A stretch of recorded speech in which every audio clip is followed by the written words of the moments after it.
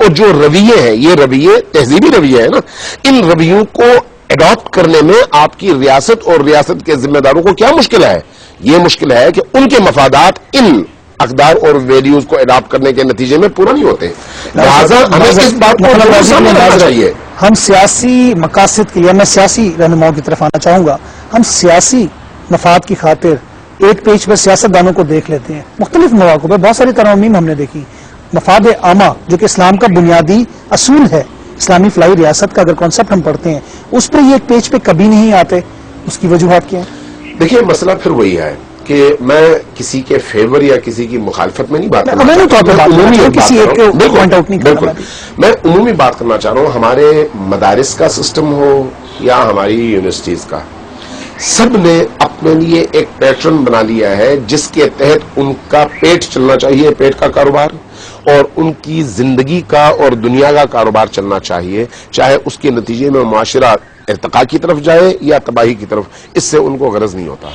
جو دین کے علمبردار لوگ ہیں، جن کے ہاتھوں میں دین کا پرچم ہے، ان کا کام یہ ہونا چاہیے تھا کہ وہ انبیاء کی سامنے رکھتے اور رکھنے کے بعد اس کے مطابق اپنے اداروں کو انسٹال کرتے، اور اس کے نتیجے میں جو لوگ وہاں سے تربیت پا کر معاشرے کے اندر قدم رکھیں وہ لوگ صالح اور معاشرے کے لیے مفید انسان بنتے ہیں. لیکن اس وقت جو صورتحال ہے وہ یہ نہیں ہے.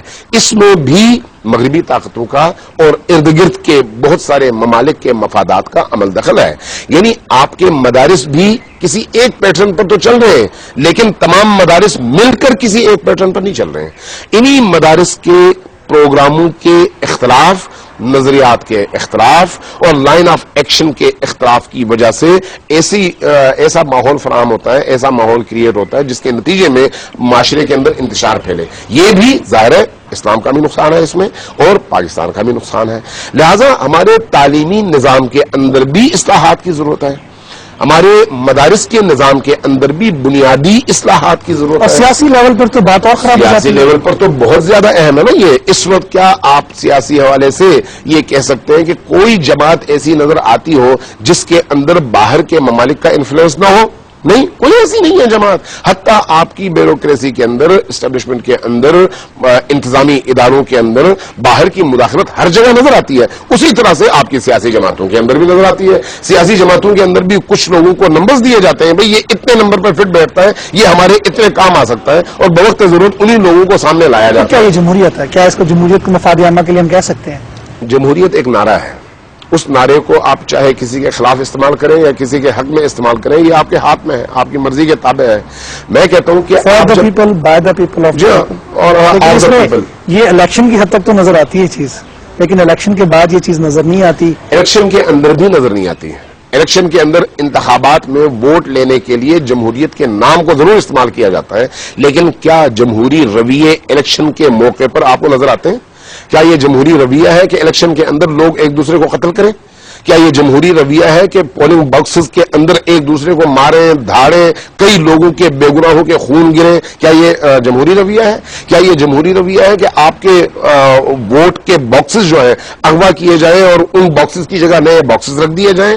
کیا یہ جمہوری رویہ ہے کہ آپ ووٹ لینے کے لیے اپنے مخالف پارٹی کے لوگوں کو اغوا کریں اور اس کے بعد پورے پولنگ اسٹیشن پر آپ کا قبضہ ہو اور اپنی مرضی کے مطابق ٹھپے لگاتے ہوئے آپ ووٹ بھرتے چلے جائیں؟ سیاسی انتشار ہم اس وقت دیکھیں. طاہر القادری اس وقت ہم دیکھیں پاکستان تشریف لا چکے ہیں. جو کچھ ہوا اس سے پچھلے ہفتے اگر ہم دیکھیں جو ان کے کمپلیکس پہ حملہ کیا گیا، جس طرح وہاں پہ کچھ خون ہوا، 2 گنا انسانی جانوں کا ضیاع ہوا.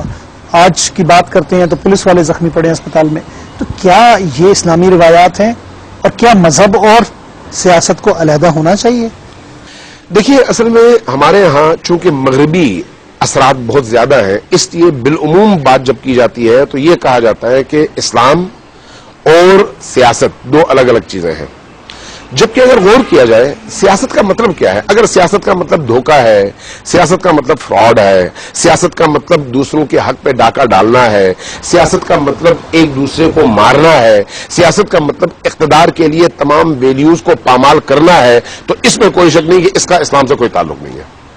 لیکن اگر سیاست کو علمی اصطلاح میں آپ دیکھتے ہیں اور اس علمی اصطلاح کے مطابق معاشرے کے نظم و نسق کو سنبھالنا سیاست ہے، معاشرے کو ایک اچھا نظام دینا سیاست ہے، معاشرے کے اندر عدل اور انصاف کی فراہمی سیاست ہے، معاشرے کے اندر ایک جامع پروگرام اس طرح کا لانچ کرنا جس کے نتیجے میں انسانوں کے حقوق انسانوں کے حقوق محفوظ ہوں اور لوگوں کو ترقی ملے، لوگوں کو ذہنی طور پر بھی مادی طور پر بھی، اور ان کی زندگی کی تمام ضروریات کو آپ پورا کر سکیں۔ اگر یہ سیاست ہے تو پھر اسلام سے بڑھ کر جامع نظام کائنات میں کسی نے نہیں لیا۔ نظام کوئی نہیں ہے، بالکل ٹھیک۔ لیکن اس وقت طاہر القادری صاحب والا ایونٹ اگر ہم دیکھتے ہیں تو عدم برداشت تو ہمیں سیاسی ماحول میں بھی نظر آ رہی ہے، اور جس طرح انسانوں کی قیمت میرے خیال سے آپ کو شاید کوئی جو مارکیٹ میں بکنے والی چیزیں ہیں اس سے بھی کم نظر آتی ہے کہ جس طرح بے دریغ انسانوں کو قتل کر دیتے ہیں۔ جی ہاں، جب سیاست کے اندر سے انسانیت نکل جائے تو جو علامہ اقبال نے کہا تھا کہ جدا ہو دین سیاست سے تو رہ جاتی ہے چنگیزی، تو دین کا عنصر جس کا تعلق انسان کی اخلاقیات سے ہے، انسان کی فکری اور نظریاتی اپروچ سے ہے، اگر یہ چیزیں آپ سیاست سے نکال دیتے ہیں تو اس کے نتیجے میں پھر وہی منظر باقی بچتا ہے جو آپ نے منہاج القرآن اور اس کے ارد گرد ماڈل ٹاؤن کے اندر چند دن پہلے دیکھا ہے۔ ٹھیک ہے، اس وقت تک آپ سمجھتے ہیں کہ وہ غلط ہوا؟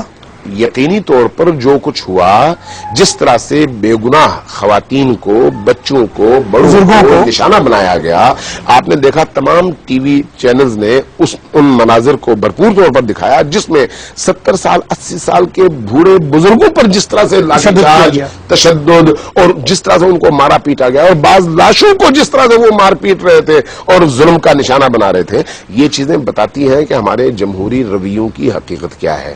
تو ظاہر ہے جب اس طرح کے رویے سامنے آئیں گے تو اس طرح کے رویوں کو تو کوئی قبول نہیں کر سکتا، اور آپ اسلام سے قطعی نظر اگر دیکھیں تو انسانی معاشرہ ان کو قبول نہیں کر سکتا۔ کل جو کچھ ہوا اس میں بھی میں پہلے بھی عرض کر چکا ہوں کہ اگر آپ پولیس والوں پر بھی ہتھیار اٹھاتے ہیں، مسلمان ہیں، مارتے ہیں، تو یہ کسی بھی صورت میں نہ جمہوری روایات کے مطابق ہے، نہ اسلامی قدروں اور ویلیوز کے مطابق ہے۔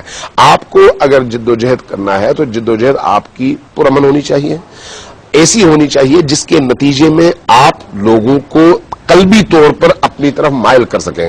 ہمارے اسلام آباد میں پتہ نہیں ٹوٹا تھا، بالکل وہ اپنی جگہ۔ میں آپ کو ایک ماضی کی مثال دیتا ہوں، ایران کا انقلاب آیا، ایران کے انقلاب میں 2.5 لاکھ سے زیادہ لوگ مارے گئے، لیکن کسی فوجی کو کسی نے نہیں مارا، پولیس والے کو کسی نے نہیں مارا، لوگوں نے اپنا خون دیا لیکن حملہ نہیں کیا، مارا نہیں۔ حتیٰ یہاں تک کہ امام خمینی نے لوگوں سے کہا کہ جو تمہیں مارے اس کو پھول پیش کرو، یعنی آپ نے اپنے رویوں سے بتایا کہ آپ جمہوریت کو قبول بھی کرتے ہیں، اور یہ جو تبدیلی آئے گی یہ تبدیلی بزور اسلحہ نہیں آئے گی بلکہ بزور عوامی طاقت آئے گی۔ اس لیے میں یہ سمجھتا ہوں کہ اگر آپ اپنے معاشرے کے اندر بھی اس طرح کی تبدیلی لانا چاہتے ہیں تو اس کے لیے آپ کو سب سے پہلے اپنے معاشرے کے لوگوں کے اخلاقی رویوں کو ٹھیک کرنا پڑے گا۔ جب آپ کے اخلاقی رویے ٹھیک ہو جائیں گے، آپ ان کی ذہنی اپروچ بڑھائیں گے، ان کا ویژن بڑھا دیں گے، تو اس کے نتیجے میں خود بخود لوگ یہ سمجھیں گے کہ ہم ایک عبادت کی طرف جا رہے ہیں، وائلنس کی طرف نہیں، اور ان کی وہ عبادت انہیں مجبور کرے گی کہ تیر وہ کھائیں، گولیاں وہ کھائیں، لیکن خود گولی نہ چلائیں ان لوگوں پر جو کسی اور کے حکم پر یہ کام کر رہے ہیں، یا کسی کے ہاتھ میں استعمال نہ ہو۔ میں بریک کی طرف جاؤں گا، بریک کے بعد ہم بات کریں گے اس وقت موجودہ حالات، آپریشن کی بات کی جائے گی جو کہ اس وقت وزیرستان میں جاری ہے۔ ہماری پاک افواج، ہماری فورسز اس وقت دہشت گردوں کے خلاف بھرپور